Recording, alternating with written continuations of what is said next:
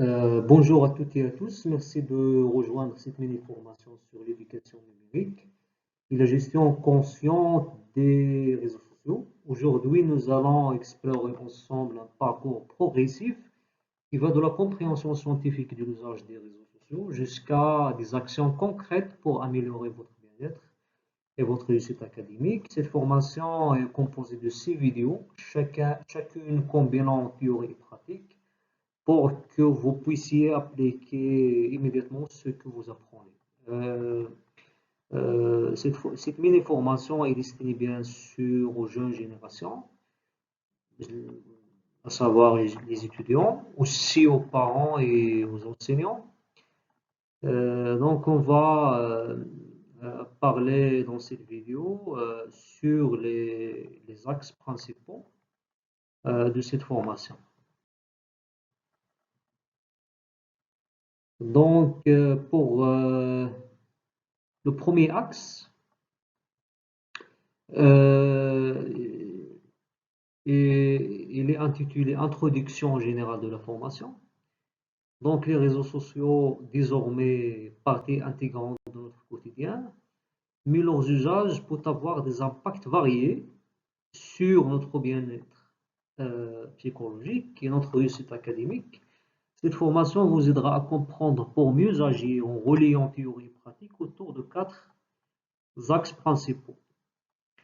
Les usages numériques, explorer les utilités les plateformes numériques et comprendre comment ils influencent nos comportements et nos choix, et aussi l'usage problématique comme étant un concept primordial qui sert à identifier les signes de dépendance à l'usage excessif et comprendre les mécanismes psychiques qui nous poussent à rester déconnectés. Euh, Parce que, comme on sait bien, le temps est une ressource ou bien un capital psychique. Le bien aussi, il est un capital psychique. Le temps, c'est un capital inné.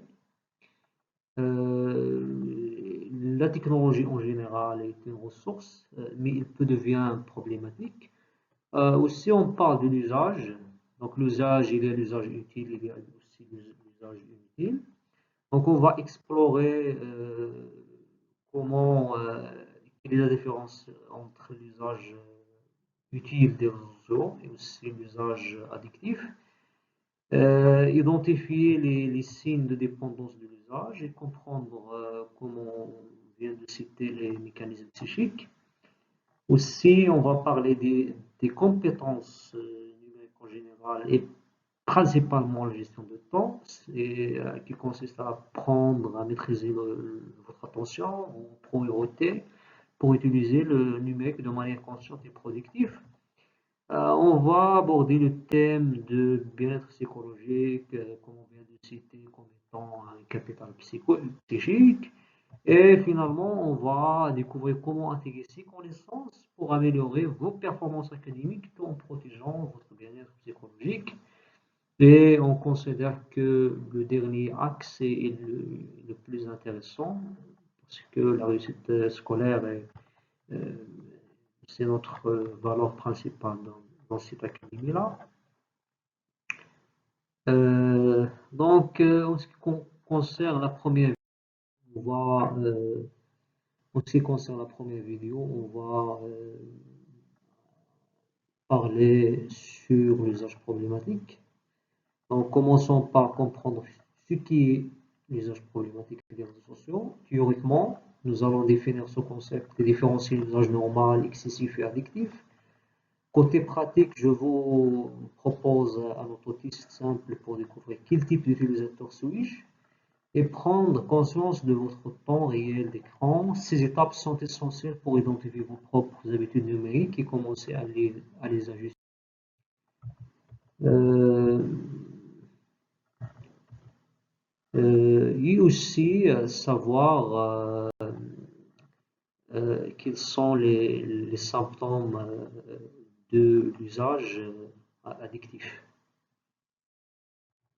Dans un deuxième temps, demain et dans un autre vidéo, on va aborder les mécanismes psychologiques et neuronaux qui provoquent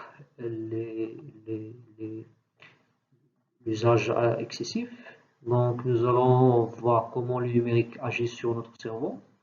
Théoriquement, nous abordons le rôle de la dopamine et du système de récompense. Nous verrons aussi les mécanismes psychologiques qui nous poussent à rester connectés, le système de récompense, l'habitude et le fameux FOMO, ou peur de manquer quelque chose, aussi les impacts sur notre attention et notre mémoire de travail, ainsi que les effets de multitâches numériques.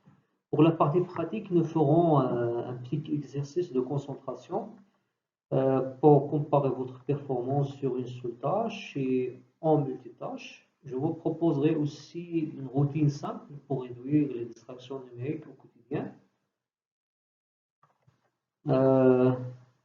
Pour la troisième vidéo, on va travailler sur les réseaux sociaux. Ici, nous explorons pourquoi le numérique favorise la procrastination et comment notre perception de temps diffère du temps réel. Nous parlerons de l'autorégulation et de fonctions exécutives, des concepts clés pour mieux gérer votre temps. Dans la pratique, vous apprendrez la méthode des blocs de temps, par exemple, et quelques techniques de gestion de temps, à savoir la technique Pomodoro adaptée aux étudiants, et comment désactiver le temps stratégiquement certaines notifications pour rester concentré sur vos priorités. Et finalement, quelques techniques pour dépasser le stress causé par les plateformes.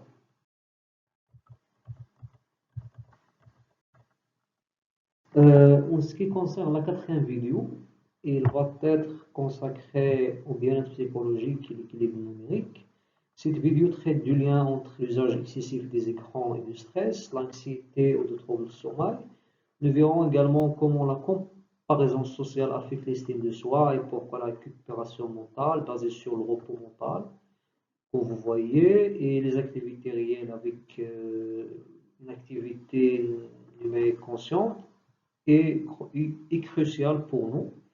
Pratiquement, vous découvrirez un rituel simple de déconnexion de soi, comment remplacer 30 minutes d'écran par une activité réparatrice et comment tenir un journal d'humeur, par exemple, lié à votre usage numérique. Ces actions vous aideront à retrouver un équilibre psychologique. Pour la cinquième vidéo, on va parler d'une stratégie complète intitulée Vers une réussite académique durable, et on va aborder le rôle de l'éducation numérique. Et nous allons bien sûr intégrer tout ce que nous avons appris dans un modèle complet: usage numérique, gestion de temps, bien-être psychologique, réussite académique. Nous parlerons de l'importance des habitudes et de l'environnement pour soutenir vos objectifs. En pratique, vous allez construire votre charte personnelle d'usage numérique, créer un plan hebdomadaire équilibré entre études, écran et repos, et aussi relever le défi final, à savoir 7 jours de gestion consciente de votre usage numérique pour réguler votre attention et votre temps et aussi vos émotions.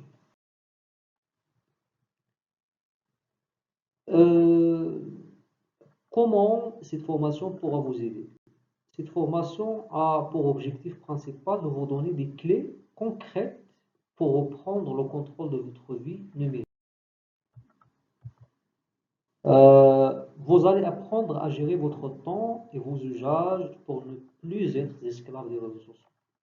Ensuite, il vous aidera à protéger votre bien-être en comprenant les effets de l'usage excessif sur le stress, l'anxiété et le sommeil et l'estime de soi. Vous pourrez mettre en place des stratégies pour rester serein et équilibré au quotidien. Enfin, cette formation vise à améliorer vos performances, que ce soit dans vos études, votre travail ou vos projets personnels. En maîtrisant votre attention, votre concentration et vos habitudes, vous serez capable de mieux atteindre vos objectifs et de progresser durablement. En résumé, cette mini-formation vous guide pour reprendre le contrôle, protéger votre bien-être et booster vos performances grâce à des outils simples, pratiques et scientifiquement. En ce qui concerne les axes de formation, voilà un résumé des axes que nous avons explorés dans cette mini-formation, les grands titres, et qui vont être les axes de cette formation au final. Donc, pour le premier axe, on va comprendre l'usage problématique des réseaux sociaux.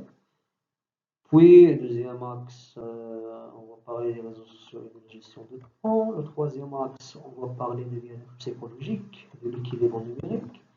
Et pour le quatrième axe, on va parler de la réussite académique durable et en se basant sur le rôle de l'éducation numérique. Toutes les informations et les recommandations présentées dans cette mini-formation sont basées sur des recherches scientifiques fiables.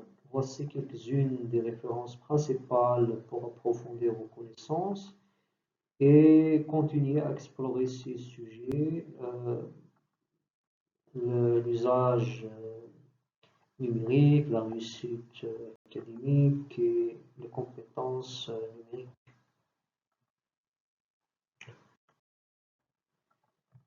Donc, nous avons arrivé à la fin de cette première vidéo. Donc, merci d'avoir suivi cette introduction et de ce parcours avec moi. J'espère que ces outils vous permettront de reprendre le contrôle de votre usage numérique, protéger votre bien-être psychologique et améliorer vos performances. Donc, restez avec nous pour découvrir chaque vidéo en détail et mettre en pratique cette stratégie au quotidien.